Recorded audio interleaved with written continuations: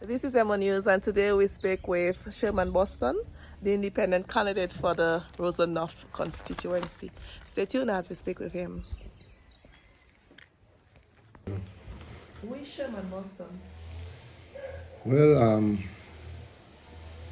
I come from a humble background. My father was from Tarish Street, from St. Joseph. I raised up in Tarish Street. Born in Newton, raised in Tarish Street. Raised in Tarish Street. I went to St. Mary's Primary, there for the St. Mary's Academy, and then I studied mechanical and electrical engineering at the Clifton Jupiter Community College. I feel I want to work with my father. I used to work with my father as a truck driver. So then I used to know people like Mr. Julius from an early age because he used to work close to Mr. Timothy. He used to do a lot of carrying of goods from the port to Mr. Timothy. So I would work with my father on his truck to load the truck. From since the early age of even when I was going to St. Mary's Academy. So I know work from a very, very early age. From first form, when school over, is just run across to just change my clothes and my father report and to work. So in essence, you're a hard-working man. Definitely. You have decided to go up as an independent candidate for the Roseau North constituency. Why did you come in this race? Well, I was introduced to politics somewhere in 2009. After my first time I voted was in 2009 election. You know, I was working closely with Mr. Julius Timothy. Then he had crossed over to the Dominica Labour Party. And from there, it just got drawn to me because since after I went into politics with Timothy, everything political, I would just be, once I would attract political discussions. So you sense feel like I think it fits. So what are your plans for this constituency? Well, presently, when people ask me that, I just wonder that is not a bit to discredit me. Because actually, it's a spontaneous thing I did when I realized that, the whole idea of just give one party at the time, my party, 21 seats, then they get to choose your position. I really was looking at they choosing the president as a weird thing, and I just figure that is just not democratic. So it was just a spontaneous thing. For my political background and things I know a lot of work that needs to be done, a lot of areas where our government, for whatever reason, fell short in Roseau North. So I figure, first of all, just to defend democracy, and then I just figure because of my knowledge to a certain capacity, I think I would be a good position to represent Roseau North. Said that you were a supporter of the Dominica Labour Party. Yes. What changed? Well, first of all, as I tell you, as I explained before, even if I support a party, I always maintain country before party. And to me, when I just take the whole feelings of, there's the one party state and then they still choose the opposition, it to me that felt wrong. And if I had to go in the community to choose somebody to do it, I would choose myself. But I realized the courage you have to take to do it, well then, that is a thing that's not really, not really in season right now. You are the owner of Prime Rentals. How is business? Well, business up and down. Basically, I'm one of the people that actually bring in direct foreign revenue into the country because basically my client basically foreigners, tourists, diasporas, but it's basically from overseas. So with the rental is seasonal. There have time when it does have no business and it have times when business is flourishing. We have heard the cry of the opposition asking for reform. What are your views on reform in Dominica, electoral reform? Well, I wholly view that Dominica is in need of a total legislative reform. I am a representative elected on the city council, and every time we sit down and discuss the laws, I always find the laws run into each other. And I'll just give one little example, not to just stray too much. City council basically are responsible for the vendors on the sidewalk in Roseau. And everybody knows that. But then, unless they are selling marketable goods, then they fall under Dexter jurisdiction. So you sell coconuts, you sell nutmegs, potatoes, so the council have no jurisdiction for you. Then there's another unless you vend in a certain distance from a port of entry, then you're under the port. And I don't think people don't really know, even the police, they come to city council and ask us to, we need to go and move the coconut vendors. We do have jurisdiction over that. And so you find the laws on them, there's no harmony in the laws. So we need to reform the laws. I mean, the laws were way back in the 70s. We became independent and basically I say like we still have the same laws. Even in the case of the Dread Act, we had free sitting independent governments and didn't see it necessary to remove the Dread Act on the books. I mean, like seriously, who does these things? Because the Dread Act, although it's not being enforced, but it is there on the books. So certain things just have to we don't need a revamp of our whole legislative system. You want to win the Roseau constituency. How is the campaign going so far? My campaign drive, I don't know sometimes. I just see what is fit because I mean right now I have a system somebody borrowed me on my truck.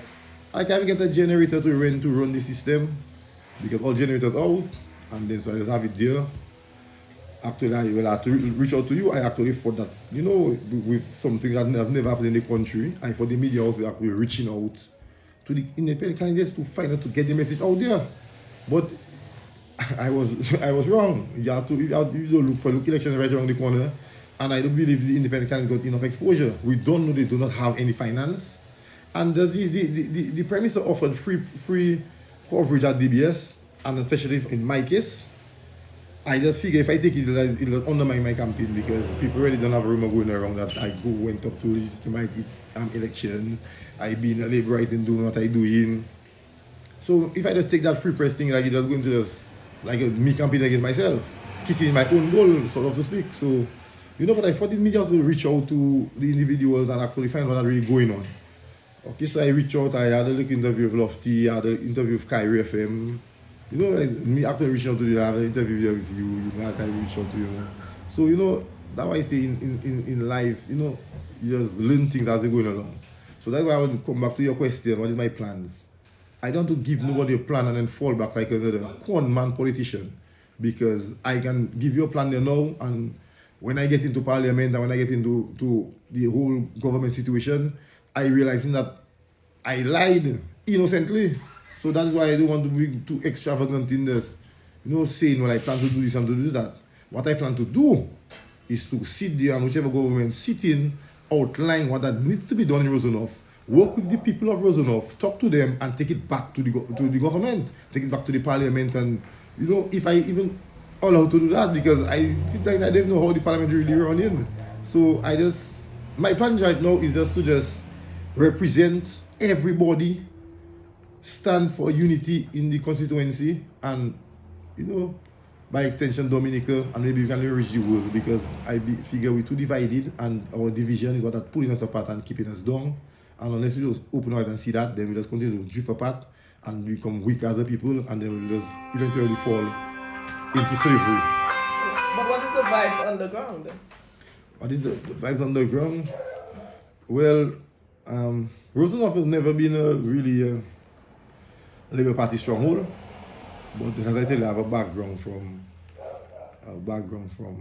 Labour. I mean, there's no escaping that. And I don't want to try and tell nobody that I wasn't a Labour Party. I still support Labour Party policies on paper. As to the application of the policies, then there's another discussion. For example, the Yes We Care program, the single mother housing, single parent housing. I mean, I love this program all over the world.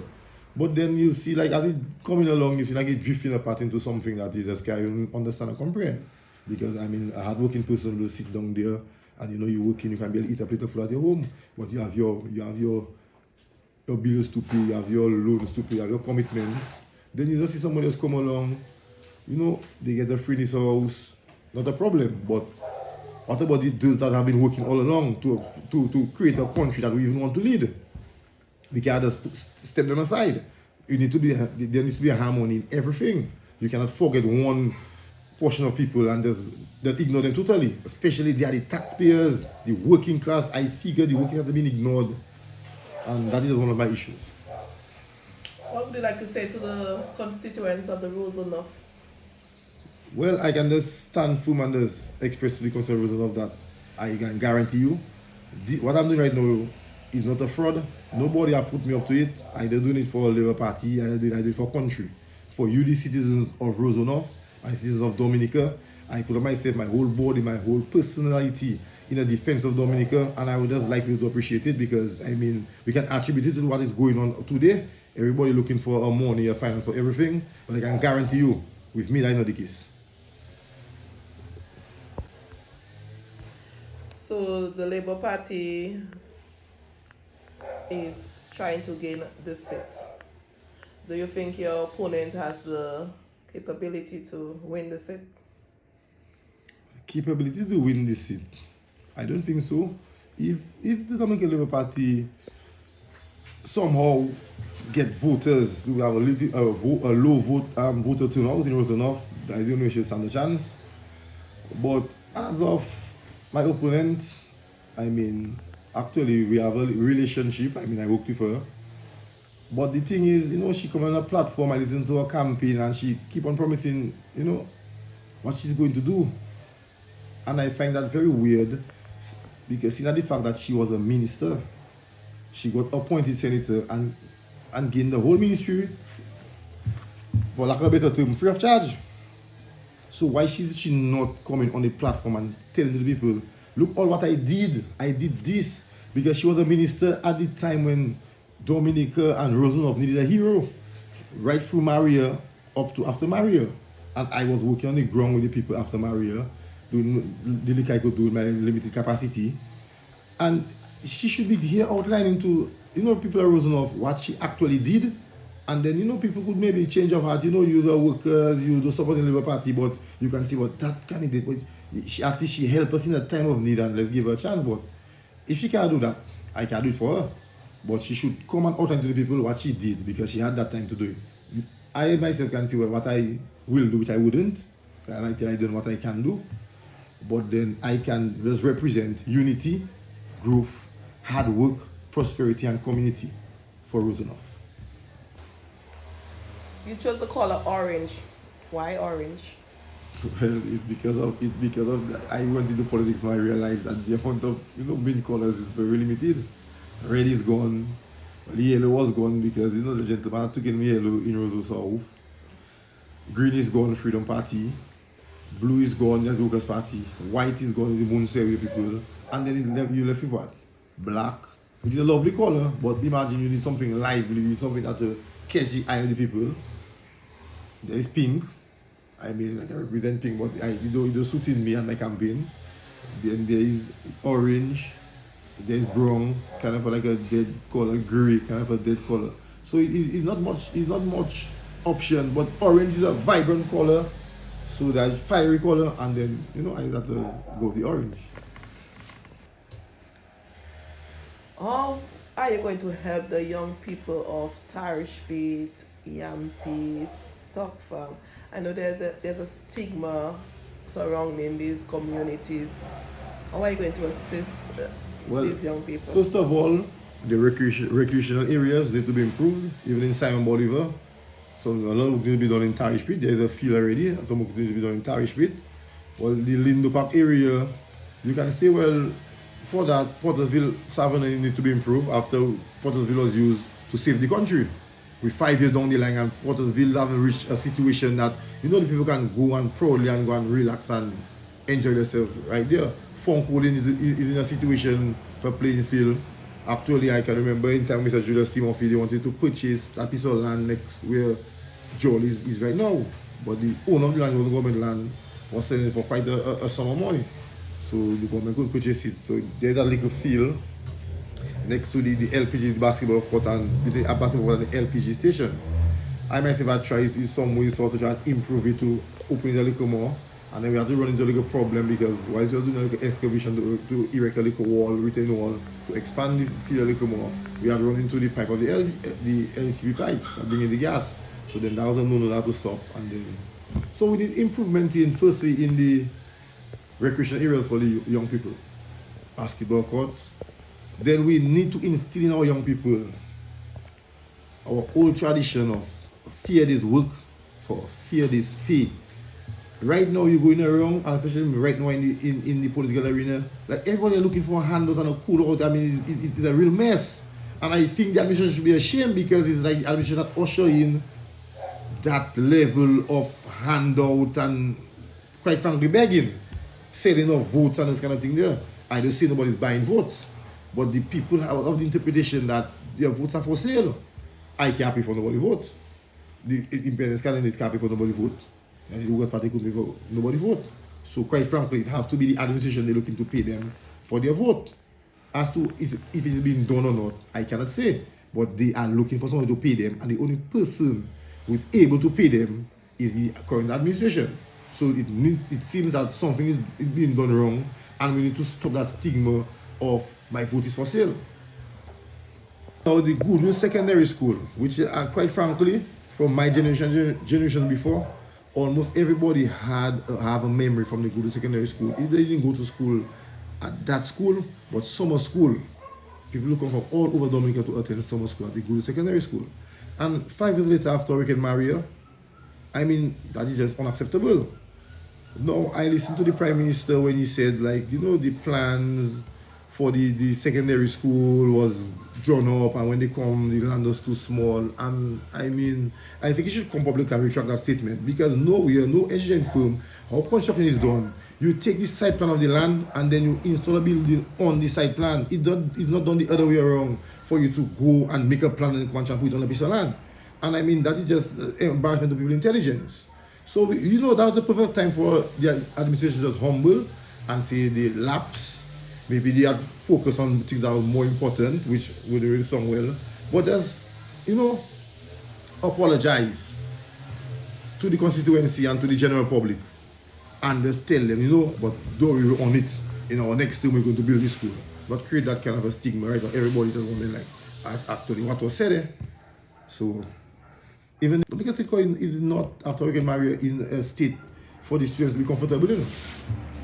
Right now, we reverted back to the old campuses, you know. That is where the main school is happening, you know. Our new and improved China, you know, it's a contributed school, is kind of a useless, you know. The auditorium is down, the classrooms are down, and I mean, 5 years later, you know, and look at the kind of a lavish campaign we have in against nobody. You don't need to spend no money to campaign against me. You're just supposed to just campaign and thing, and you have your power figure, you had it already, so you have to share it out. And but that big stage and that big kind of expensive campaign, and then when you talk about something to be done in the communities, we say there is no money. I mean, like, seriously. I mean, like, Dominica are not blind. We're seeing it. There's a road. We build houses there, but in each part of the country where they build petrocasa houses, they build roads and drains. But unfortunately, the stock from they did the houses, but like the villages of road, I mean, for years, the people are living indoors, and I mean, I live around the area, a lot of dust. I mean, someone should be concerned about that.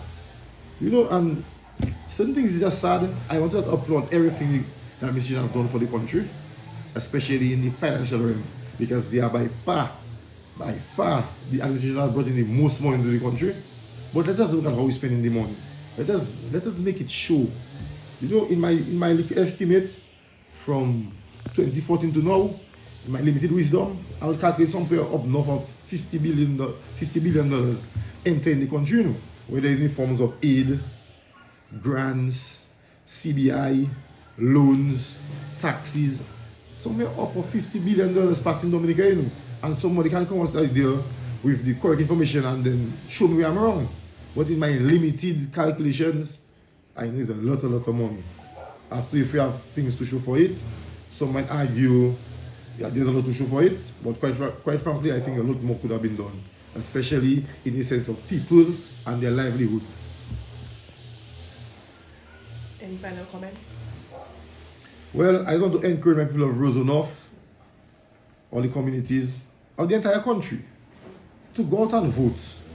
Let us not seem like we're weak and we're frail and we concede. You know, God has provided us with an opportunity right now. So you have another excuse saying you're not voting for this party, voting for that party. Right now, there's an administration, and I think we just need to just make them know that Dominicans are awake.